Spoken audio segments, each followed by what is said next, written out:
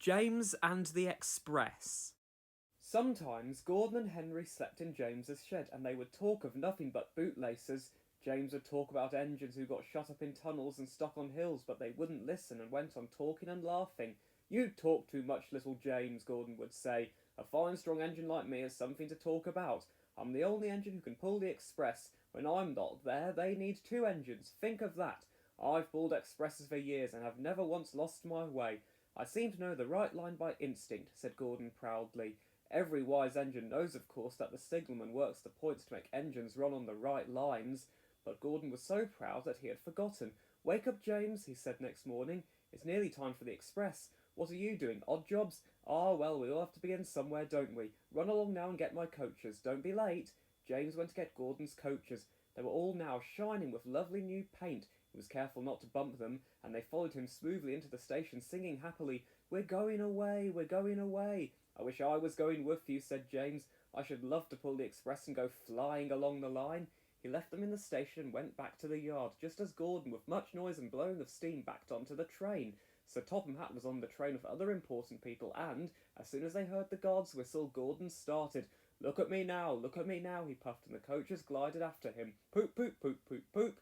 "Goodbye, little James, see you tomorrow." James watched the train disappear round a curve and then went back to work. He pushed some trucks into their proper sidings and went to fetch the coaches for another train. He brought the coaches to the platform and was just being uncoupled when he heard a mournful, quiet shh, and there was Gordon trying to sidle into the station without being noticed. "Hello, Gordon, is it tomorrow?" asked James. Gordon didn't answer, he just let off steam feebly. "Did you lose your way, Gordon?" "No, it was lost for me," he answered crossly. "I was switched off the main line onto the loop. I had to go all around and back again." "Perhaps it was instinct," said James brightly. Meanwhile, all the passengers hurried to the booking office. "We want our money back," they shouted. Everyone was making such a noise, but Sir Topham Hatt climbed on a trolley and blew the guard's whistle so loudly that they all stopped to look at him. Then he promised them a new train at once. "Gordon can't do it," he said. "Will you pull it for us, James?" "Yes, sir, I'll try." So James was coupled on and everyone got in again. "Do your best, James," said Sir Topham Hatt kindly. Just then the whistle blew and he had to run to get in. Come along, puffed James. You're pulling us well," sang the coaches. Hurry, hurry, hurry, puffed James. Stations and bridges flashed by, the passengers leaned out of the windows and cheered, and they soon reached the terminus.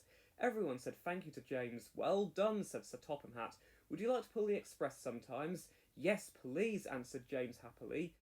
Next day, when James came by, Gordon was pushing trucks in the yard. "I like some quiet work for a change," he said. "I'm teaching these trucks manners. You did well with those coaches, I hear." "Good. We'll show them," and he gave his trucks a bump, making them cry, "Oh, oh, oh, oh!"